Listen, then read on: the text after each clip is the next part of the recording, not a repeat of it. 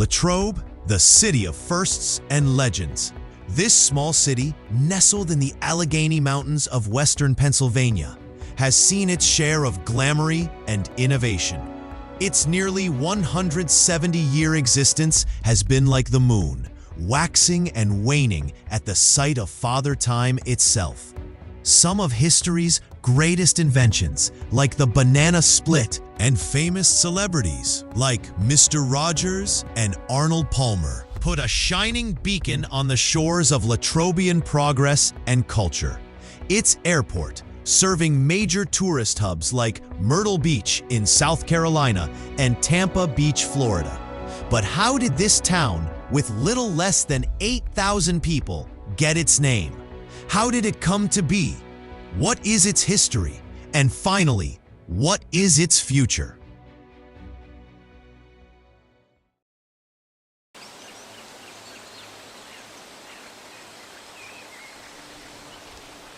The land is truly magnificent. Indeed, an inspiring sight.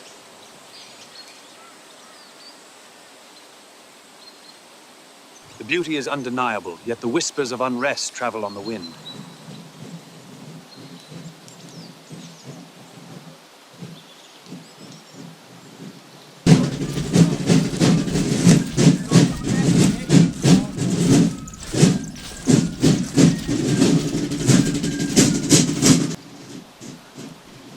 I think I better tell Braddock. They're... Here.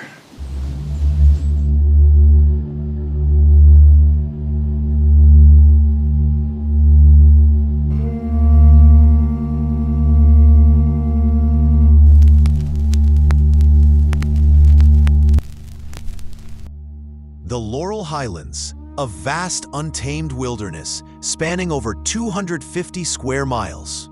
In the year 1750, this land was inhabited by indigenous American tribes. The American 13 colonies were looking to establish settlements in this region. So, they sent Christopher Gist, accompanied by General Braddock and George Washington. Christopher Gist, a surveyor, for Lieutenant George Washington and General Braddock, sought to survey the land, gauge the movements of French and Indian forces along the bank of the Ohio River Valley. The war that engulfed the region made settlement in the region surrounding Latrobe harsh. Native American tribes and French expeditionary forces frequently patrolled the region, and Braddock's forces were attempting to gain a toehold near Fort Duquesne. However, many of the British and colonial militia were set upon by the French and Indian alliance, culminating in a series of battles and skirmishes along the fork of the Ohio. By the end of the war, the British and colonial forces had regained control of the fork and built Fort Pitt over 50 kilometers northwest of Latrobe. In Latrobe, Sloan's blockhouse is a testament to the siege of time. There, built by the Sloan family, the blockhouse, which was meant to be used in defense of French and Indian attacks on local settlements, was tended to by Samuel Sloan. These blockhouses were made of wood and hardened stone. They could repel bow and arrow as well as musket fire, but under the barrage of French cannon, they would not hold for long. Thankfully, Sloan's blockhouse was not affected by the French and Indian Wars, nor was it affected by Pontiac's War or the Revolutionary War. The Sloan blockhouse would be transformed into the Daly House years later, and a few minor homes and farmland would dot the landscape around the Loyal Hannah. About 2 miles south of where Latrobe would be, a settlement which was originally called Martinsburg was renamed Youngstown. There, the Ames and Barrett hotels would serve colonial troops, including future General George Washington. Ames was renamed Tin Lizzie many years later.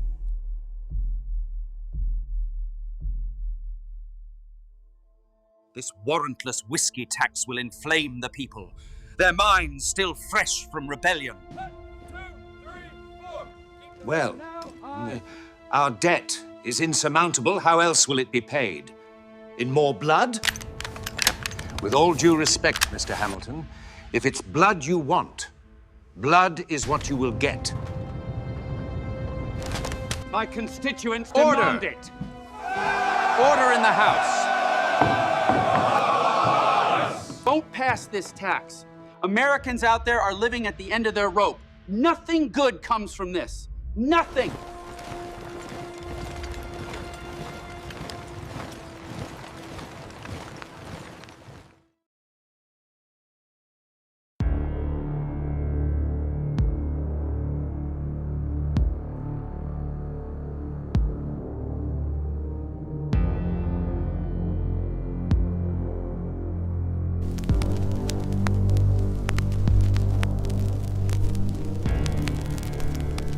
After the Revolutionary War, which saw little to no activity in the Ohio Fork region, William Findlay established a presence along the Loyalhanna Creek, a vital source of fresh water, which would be perfect in the making of American whiskey.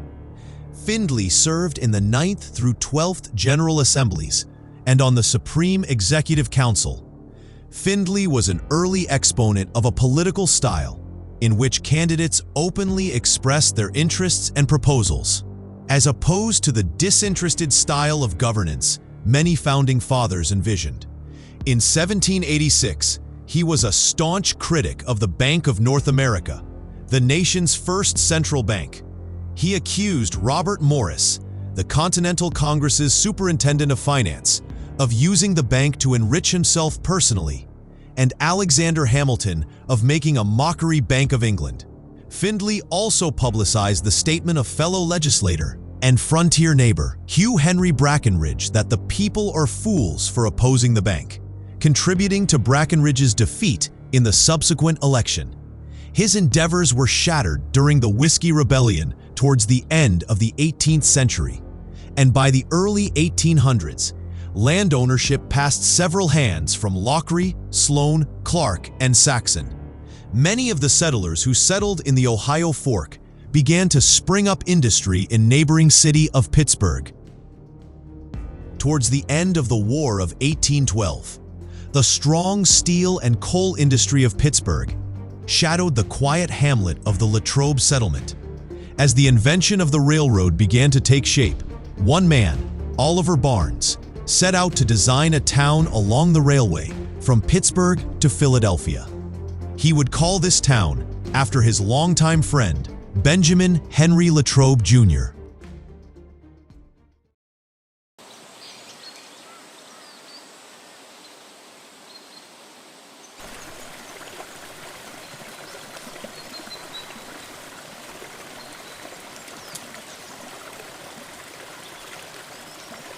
How many more miles of track are left to lay before we reach Pittsburgh, Mr. Barnes? 35 miles, sir. Wonderful.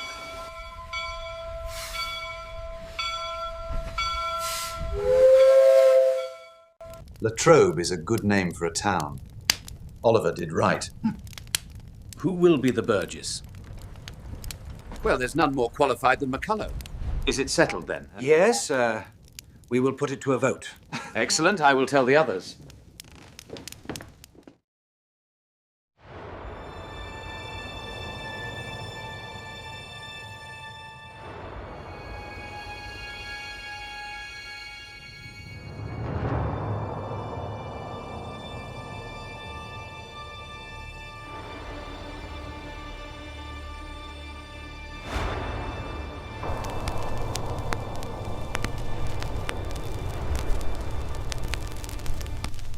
After the founding of Latrobe in 1854, the town steadily grew due to free land, coal prospects, and the making of steel. While several textile mills sprouted along the Loyalhanna, steel was the driving force of the town. The dotted areas of the Loyalhanna Creek were insanely rich with coal. This black, dusty, and slick rock had enough energy when burned to heat homes, power locomotives, drive steamboats across the Ohio River, and launch another industrial revolution. With town growth, the need for a school also grew. The first school was built in 1882 on Main Street. A second school was built in 1910, and the subsequent high school built in 1914. Latrobe's industrial prowess was conjoined by Pittsburgh's industrial might. There, the iron and steel belt rivaled many world-leading industrial regions, including Germany's famous Ruhr Valley along the Rhine River. In fact, many of Germany's people, along with Polish, Slovak, Russian, Italian, French, Irish, and Balkan peoples who were escaping the 1848 revolutionary tides that swept across Europe, made their way to western Pennsylvania, helping to shape the modern landscape we know of today. The landscape sculpted by the American dream. However, the American dream, the dream of coal, progress, steel, and prosperity, was shattered during the American Civil War.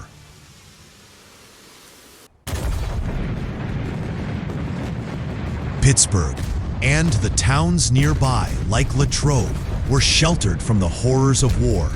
But like many other towns and cities across the Union, men were sent off in their thousands and hundreds of thousands to die in a war. The Civil War saw the region around Pittsburgh and Latrobe grow into strong industrial centers, churning out millions of tons of steel, coal, ammunition, food, and textiles. The war helped put the region on the map as an important and strategic region for a future play on world power. But with great power came with great responsibility and class struggle.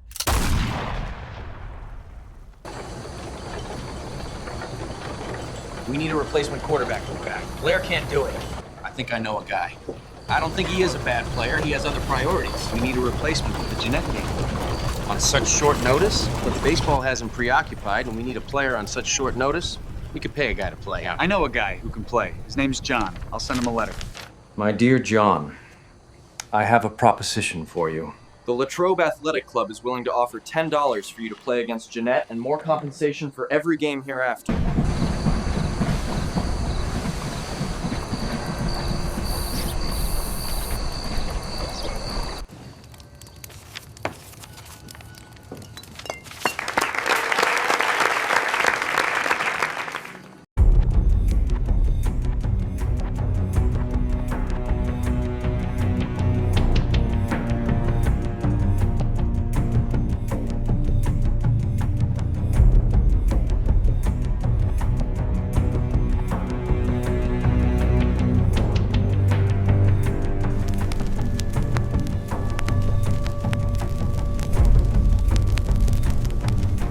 By the end of the 19th century, for services, Latrobe had organized its fire department in 1886 with the first 3 companies, and later with 6 total in 1908. Complementing its police department, which was founded the same year as Latrobe itself. For recreation, sports were becoming national treasures like baseball, basketball, and finally, American football. Latrobe saw the first paid team of professional football players. Just before the start of the 1895 season, Latrobe's quarterback, Eddie Blair, found himself in a scheduling conflict. Blair, who also played baseball in the nearby town of Greensburg, discovered that the team's first football game against another nearby town of Jeanette and their athletic club conflicted with a prior baseball commitment. So Latrobe was now given the task for replacing Blair for the game. They didn't have to look far. A quarterback at Indiana Normal named John Brallier was brought in to play for Latrobe with a salary of $10, which was considerable money at the time. However, Brallier was reluctant to play since he would be playing for Washington and Jefferson College within just a few weeks. With the $10 salary, plus all expenses paid trip to play Jeanette, and the promise of future games. Brallier accepted the offer and became the first professional football player to openly admit to being paid to play. Brallier arrived in Latrobe the night before the game and practiced with the team. While Brallier was widely considered the first professional football player for many years, It was not until after his death in 1960 that evidence proved he wasn't in fact the first, but merely the first player to openly admit that he was being paid. Latrobe would go on to play professionally until the early 1900s, when the club folded in 1907. The call for a centralized hospital from recreational activities and emergency services was answered in 1907, when Latrobe Area Hospital was open to serve the community's patient. But as professional football was winding down in Latrobe, a new craze swept the town: the banana split. First devised in 1904 by David Strickler. Well, hello there, folks. Come on in and have a seat. What can I get for you today? At Tassel's Pharmacy in Latrobe, he experimented with adding different ice cream flavors: vanilla, chocolate, and strawberry, and toppings, syrups, nuts, whipped cream, and a cherry, to a split banana. While citizens were tasting treats, others were churning out coal, steel, and textile. The railway industry was dominating, while power players like Andrew Carnegie, Henry Frick, J.P. Morgan were striking it rich. The workers wanted a strike of their own. This opportunity for the common man to have a share of the American dream came at a horrific cost. Numerous strikes in an attempt to shed light on the plight of the workers' conditions ended in either a meager compromise or downright failure. But the spirit of the American dream among the common folk did not die as the nation would think. Across the ocean, dreams of prosperity were rapidly expanding across Europe. Many nations of Europe wanted to cash in on the American dream. If they couldn't build it in Europe, they sailed to America to build it here. J.P. Morgan and other steel owners combined to what would become U.S. Steel. 3 steel companies in Latrobe first opened their doors to residents in the town and surrounding areas as well, promising to cash in on the American dream. But like all other workers, pay was low, age requirements were non-existent, and working conditions were atrocious. These work stoppages, like the 1902 Pennsylvania strike, resulted in meager progress of a 10% wage increase and shorter workday. The miners' strike in the 1900s gained significant support in Latrobe as thousands marched through the streets in support of a fair wage. However, the strikes of the early 1900s were snuffed out by an even bitter flame: World War I.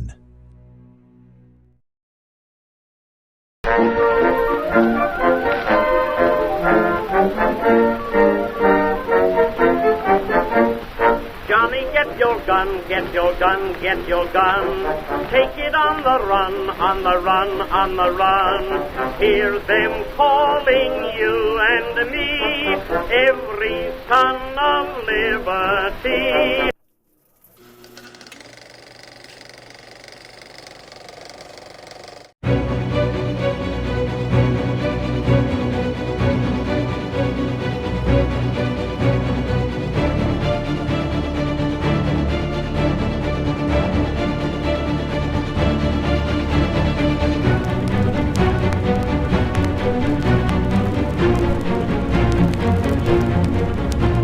In 1914, the world was engulfed by the greed and vengeance of superpowers.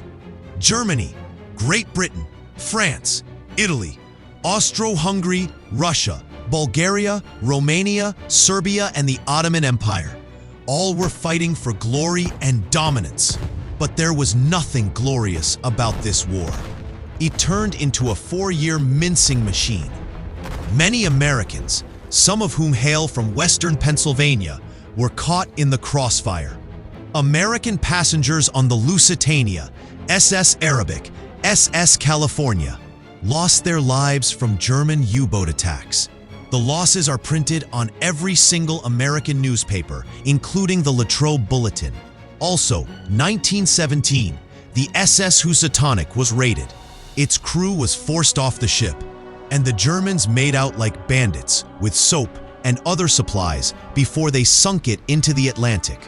But the final straw came as the Zimmermann telegram exposing Germany's plans to get Mexico to join the war, regain much-needed real estate, and distract America long enough to allow Germany to win a decisive victory. However, like all ambitious plans, this one was not to be. Mexico flat out rejected the offer, refusing to put out Germany's fires while it had to quell its own at home. Following the declaration of war by the United States Congress, hundreds of thousands of Americans all signed up to fight off the imperialistic ambitions of the Central Powers. Many of those Americans said their goodbyes. In Europe, many fought in the battles of Cantigny, Belle Wood, and the Meuse-Argonne offensive. Many of them who said their goodbyes did not return. Years after the war, far south of the town, in nearby West Virginia, battle raged at Blair Mountain for mine workers' rights. It was the largest uprising since the Civil War. But their struggles, their hopes, soon came to nothing. The numerous steel strikes in the early to mid-1920s failed to achieve major objectives in workers' rights, but achieved substantial setbacks. I, Franklin Delano Roosevelt, do solemnly swear that I will faithfully execute the office of President of the United States and will, to the best of my ability, preserve, protect, and defend the Constitution of the United States, so help me God. And I am certain that on this day, my fellow Americans expect that on my induction into the presidency, I will address them with a candor and a decision which the present situation of our people impels. This is preeminently the time to speak the truth, the whole truth, frankly and boldly. Nor need we shrink from honestly facing conditions in our country today. This great nation will endure as it has endured, will revive and will prosper. So first of all, let me assert my firm belief that the only thing we have to fear is fear itself.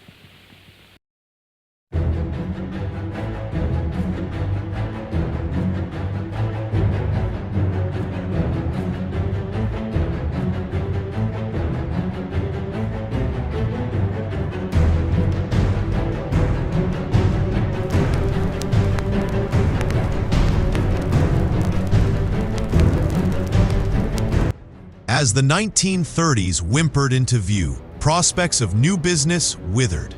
But all was not lost. Building still continued in the town. The Mellon Bank Building, built in honor of Andrew Mellon, established its services in the tallest structure ever built in Latrobe in 1926 by architect Bartholomew and Smith. Steel production, while dampened by the stock market crash, saw revitalization from the New Deal.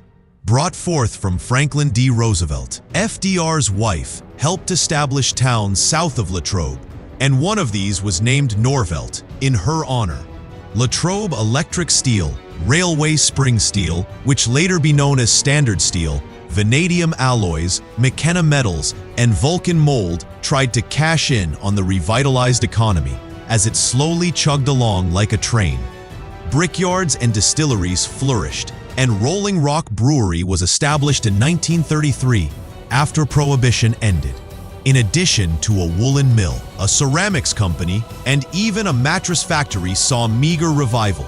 Coal mines, steel mills, and the railroad were major employers, along with a steadily growing variety of businesses and stores in downtown Latrobe.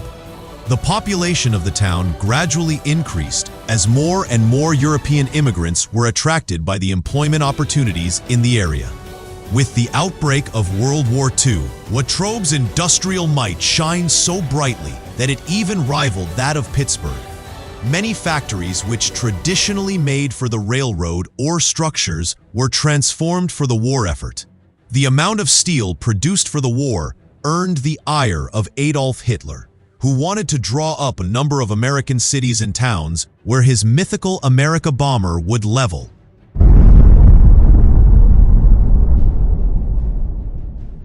Luckily, his morbid dreams were crushed by dogged determination by the Allies. Because of the rapid profits from the New Deal and eventually the war, the steel industry saw a rise in daring union bargaining and eventual strikes, like the deadly Latrobe steel strike of 1934, which saw the death of a bystander. The rights of the worker came at great cost. Now, with success after success and a union-friendly president to boot, the American dream now laid on the hands of the American factory worker, the father who could provide for their large family, financially alone. Thus, the nuclear family was born. Among the dream jobs of Americans was road construction. At the heart of Unity Township was the U.S. Route 30 corridor, the storied Lincoln Highway, snaking through historic towns like Greensburg, Latrobe, Ligonier, and Youngstown. These communities had long relied on the old road for commerce and connection, but change was coming, swift and unyielding. As visionary engineers and federal mandates forged a new era of mobility and adopting the Autobahn model from Germany. With the construction of the Pennsylvania Turnpike in 1940, traffic in the region bypassing the tortuous twists of Route 30's mountain passes, dooming towns like Ligonier with its quaint forts, colonial-era echoes, and Latrobe. Traffic that once bustled through streets, now withered. Greensburg, the bustling seat of Westmoreland County, felt the shift too, its crossroads along Route 30 suddenly quieter, as motorists opted for the Turnpike's promise of speed and safety. Yet the Turnpike's ambitions did not end there. Even as Allied forces battled overseas, construction crews in western Pennsylvania pressed on with extensions. By the early 1940s, widening projects along Route 30 itself from Irwin to Adamsburg near Greensburg aimed to handle the spillover, easing congestion, but also killing business in smaller towns. The Highway Act of 1944 laid the groundwork for what would become the interstate highway system. As the 1940s came to a close, Latrobe continued to grow in population and size. A number of new communities formed on the outskirts of the borough, like Kramer Heights. The expansion of the middle class allowed for a major housing boom in the late 30s through the early 60s. As the 1950s graced into view for Latrobe, the Latrobe Memorial Stadium was completed and became a staple for Friday night lights for the Latrobe Wildcats sports teams. With the capacity of nearly 7,000 people, 3 years before the 100-year anniversary of the borough's founding. In 1954, Latrobe celebrated this centennial occasion with a memorable parade with a record crowd of over 12,000. The large parade had kindled ideas for a yearly parade and celebration for Latrobe. It wouldn't be until 15 years later that from the block parade on Irving Avenue by prominent Latrobians like Angelo Caruso, a 4th of July celebration and parade would mimic the crowd of 1954. And as the 1950s came to a close, the population of the borough swelled to nearly 12,000. Latrobe, it seemed, was riding high.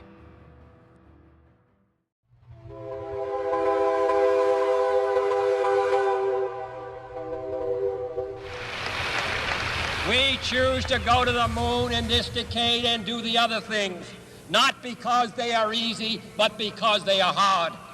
Because that goal will serve to organize and measure the best of our energies and skills.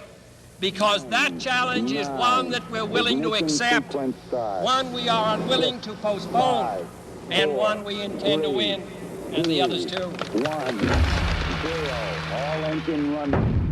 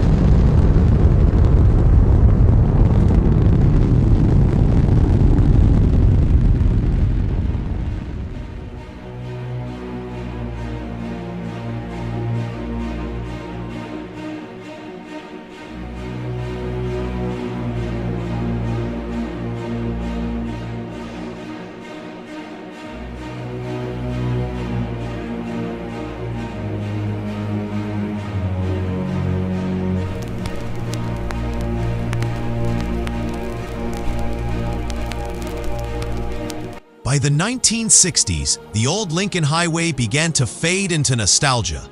Interstates and updated U.S. highways ruled the country. Towns like Ligonier and Latrobe, once vibrant waypoints for weary drivers, adapted to a world where speed trumped scenery. Mount Pleasant's crossroads, tied to nearby coal mines, braced for the interstate's eventual shadow. Greensburg, ever resilient, positioned itself as a gateway between old and new. For Latrobe, the decline of the railroad and the bypass of traffic through town with other faster routes led to a steadily decline in population. With cheap steel and products coming from overseas in places like China, the need for expensive American workers was now moot. One of the bright spots in the fading spotlight of the Golden Age was a solution to the chaotic organization of student enrollment in Latrobe. The many schools in the town had no choice but to reorganize into the Greater Latrobe School District in 1962. This allowed for better education, better organization, and better coordination of taxes. As the 1960s came about, two local icons reached the national stage: golfer Arnold Palmer and Fred Rogers. Palmer's success popularized the sport in the United States and allowed countries like Britain to host U.S. golfers as a gesture of respect. Golfing wasn't his only passion. Cars and planes were too.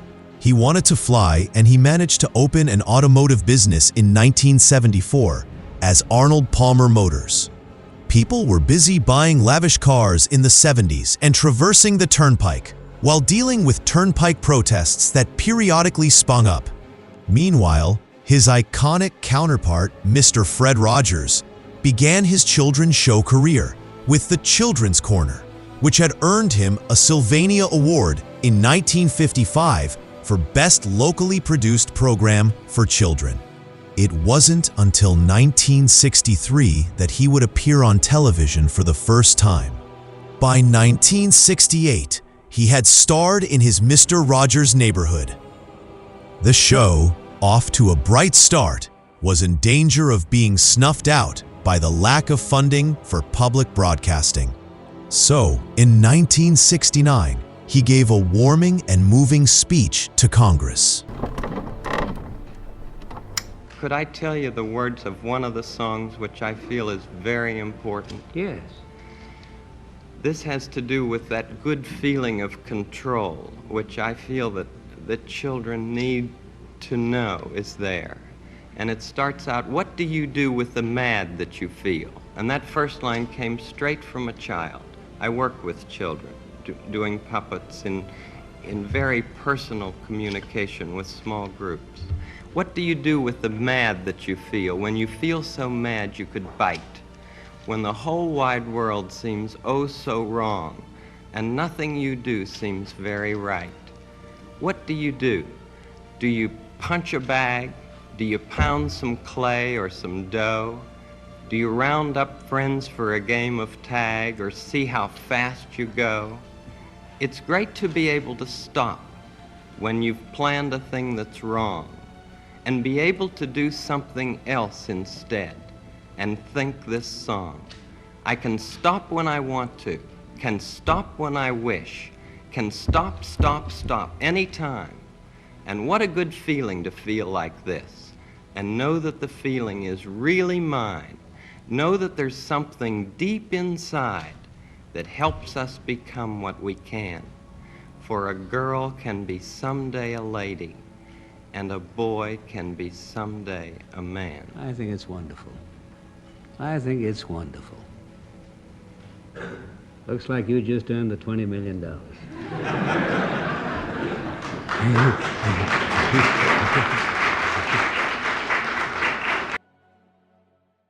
As the 1970s rolled into view, feelings of dread began to grip the town.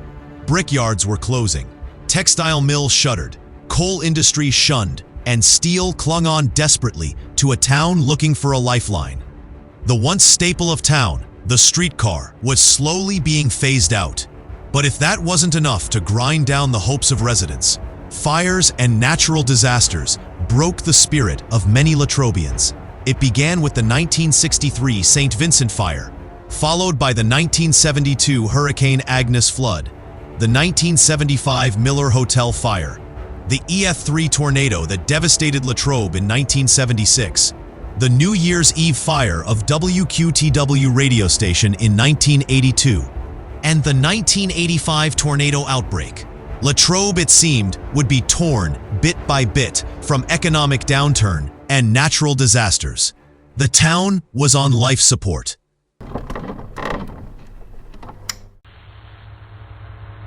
United 93, understand till a bomb on board, go ahead.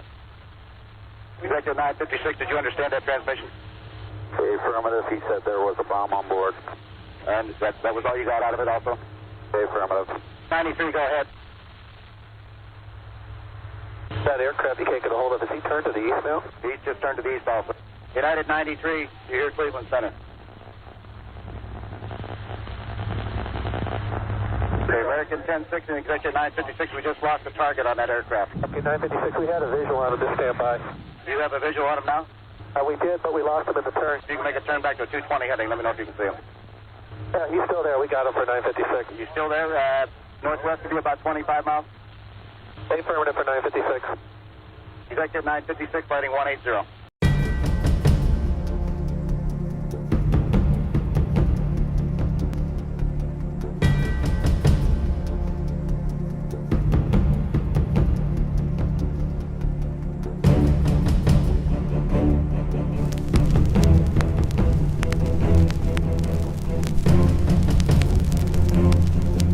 The 1990s and the 2000s saw continued decline in population, as well as closing shops. Streets were becoming less crowded. The old glory of professional football waned. But Latrobe's leaders didn't give up the fight to keep this town from certain death. There was immense push for home rule in 1995, and despite the bleak outlook of the town, Latrobe became a city in 1999. There wasn't much fanfare, but it sure was like trying to breathe life into a dying ember of a campfire. But while Latrobe was trying to find its identity, the world held its breath. The aftermath of the 9/11 tragedy showed the resilience of the American spirit.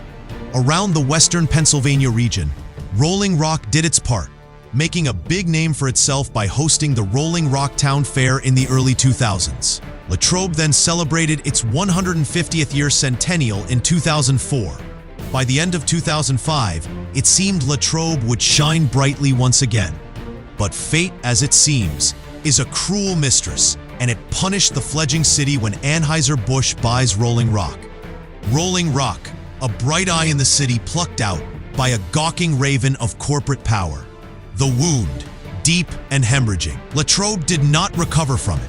Worse yet, another bottle company, Nature's, was rocked by scandal and fraud. This double blow robbed Latrobe blind of both eyes of progress. Tourism, and renowned for the city, was repulsed by an increasing drug problem. As the epidemic hit the region, Latrobe was hit hard. All the renown and gains in tourism it had was quickly snuffed out by crime. At the center of the turmoil, one of the city's tallest structures, the Ober Building, to which some have called Heroin Heights, saw overdoses or deaths at least once a month, if not once a week. In January 2010, Latrobe elected its first female mayor, a Democrat and former schoolteacher Barbara Griffin. She would serve one 4-year service. During that time, she weathered the wax and wane of Latrobe's progress, orchestrating with her council ideas in the hopes to revive the spirit of the town. There was plans to launch a banana split festival, a Mr. Rogers Community Day, and more. The Pittsburgh Steelers, who established their training camp at St. Vincent decades prior, was the only major event outside the 4th of July that enticed people to come to Latrobe. As 2012 rolled along and 2013 roared into being, these dreams are dampened by natural disaster like Superstorm Sandy, major fires in downtown, a nationally televised standoff, and internal political turmoil. For Latrobe, the hope for revival seemed just a few years off.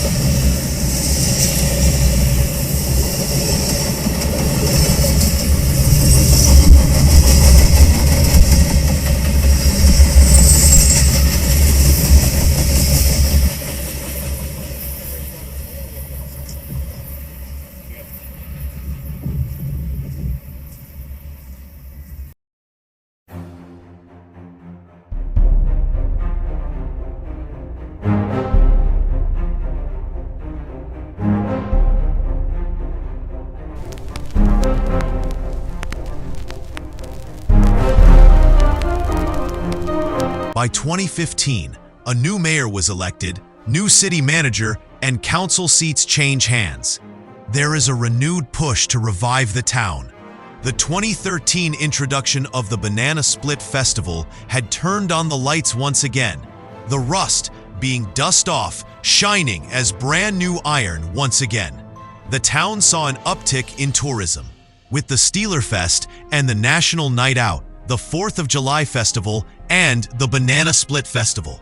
Tourism rates soared to tens of thousands in a single year by 2017 estimates, helped by the newly christened Trump House between Latrobe and Youngstown, Pennsylvania. Mr. Rogers Community Days was launched in the year 2017 and further propelled local tourism. It seemed by 2018 the future was looking brighter than ever. Like the growing pains of the early 1900s, there was political whirlwind. A civil war in the fire department, a spark of flame the city looked to quench on its own terms, ended as swiftly as it began. City holdship changes hands frequently, and the mayor, Rosemary Wolford, doesn't seek a third term. By the end of 2021, Eric Bartels took charge of the city. Politics stabilized, and the first Republican elected since the 2000s. In the year 2023, corporate retail giant Amazon built its first facility in Westmoreland County. The building code, modeled after the nearest airport to that facility, known as LBE-1. LBE after Arnold Palmer Airport's KLBE designation, and the number 1 for the first Amazon facility in the Latrobian node.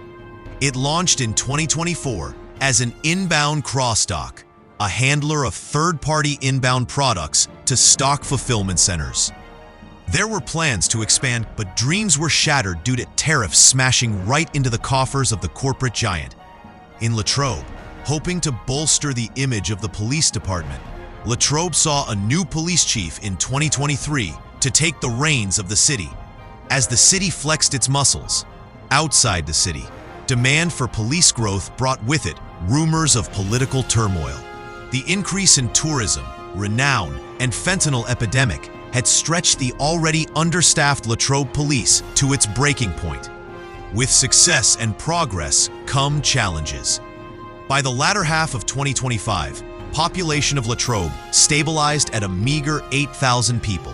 The population collapse of the 80s, 90s, and early 2000s now shunted by the recent revival. Latrobe now looks to the future, ever hopeful, constantly evolving, praying for fame once again.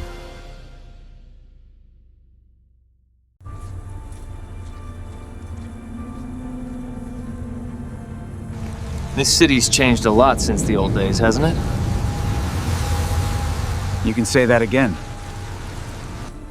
Wonder what life was like 200 years ago. Probably more bricks and less lights. And cars. It's like one of those old Wild Wild West stories. My son Lloyd wants to take a time machine and go back to 1854. Well, this is a great town with some rich history. Speaking of rich, I'm hungry. I'm gonna replicate a banana split. You want any? Yeah, sure. Iron Tusk Productions would like to thank all the contributors to this documentary video. You can personally view the history of the town through the Latrobe Historical Society on Weldon Street in Latrobe. There, you can get a visual perspective of the town in physical form while also experiencing the evolution of the city firsthand. This documentary was made possible by Wondershare Filmora and Filmstro Pro. Without these products, this reboot documentary would never see the light of day. Thank you for watching, and please subscribe for more documentaries in the future, covering history and eventually the novels of N.E. Molitor.